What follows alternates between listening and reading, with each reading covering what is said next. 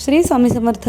तुमच्या घरात तुळस असेल तर ही माहिती नक्की ऐका. तुळशीसंबंधी अशा 10 चुका आहेत ज्या 99% लोक नकळत करतात. या चुका टाळल्यास घरात सकारात्मकता आणि आध्यात्मिक वातावरण टिकून राहते. कोणत्या आहेत बरं ह्या 10 चुका?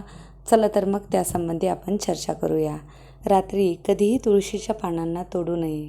तुळशीला नखानं कधीही हात लावू नये. नखाने तोडण्याची जर सवय असेल तर ते आपलं पुण्य कमी करतं असं मानलं जातं. रविवारी द्वादशीला तुळशीला हात पण लावू नये अशी मान्यता आहे. तुळशीजवळ घाण किंवा कचरा कधीही ठेवू नये. जर तुमचं कचरा नकळतपणे जर तिथं राहत असेल तर नक्की लक्ष द्या. तुळशीला अशुद्ध हाताने कधीच स्पर्श करू नका. तुळशीच्या कुंडीत काटेरी किंवा इतर दुसरी कोणतीही झाडं लावू नका. भलेही ते चांगले असोत किंवा अशुभ असोत, पण तुळशीसोबत दुसरी कोणतीही झाडे त्या कुंडीमध्ये लावता कामा नये. त्यानंतर आहे, तुळशीजवळ बूट किंवा चप्पल घालून कधीही जाऊ नये.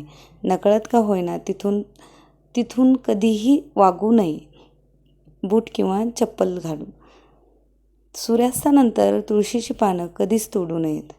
तुळशीची वाळलेली पानं किंवा गळालेली पानं पायाखाली येऊ देऊ नका. तुळशीला गरम पाणी किंवा दूषित पाणी कधीच घालू नका. तुळशीची जेवढी तुम्ही शुद्धतेने आध्यात्मिकता जोपासून जेवढी काळजी घ्याल तेवढी तुळस बहरदार होईल आणि दारात असलेली तुळस ही तुमच्या घरातल्या समृद्धीचं प्रतीक असते. जर तुळस वाळली तर तिला कधीही फेकून देऊ नका. ती कुणाच्या पायदळी येईल असं कधीही फेकू नका. तिला जपून ठेवा आणि एकादशीला, त्याचबरोबर विष्णूंच्या वैकुंठ एकादशीला, आषाढी एकादशीला तुलसी हवन करून तुळशीच्या काड्या ज्या आहेत त्या तुपामध्ये भिजवून त्याचं हवन करा आणि बालाजीच्या, विष्णूच्या प्रतिमेसमोर हे हवन किंवा ही वात प्रज्वलित करून विष्णू गायत्री मंत्र जर म्हटलं तर असं म्हणतात की माता लक्ष्मीची कृपा आपल्या घरावरती, कुटुंबावरती अखंड राहते. त्यामुळे तुळशीची काळजी घेताना या 10 गोष्टी नक्की आवर्जून पाळा. या 10 गोष्टीमुळे तुमच्या ज्या नकळत होणाऱ्या चुका आहेत त्या कमी होतील आणि त्याचबरोबर आपल्या अंगणात असणारी तुळस आपल्या हिंदू धर्माचं प्रतीक मानली जाते आणि तुळशीशिवाय आपल्या हिंदू धर्मामध्ये कोणताही घर दिसणार नाही, हे तितकंच सत्य आहे.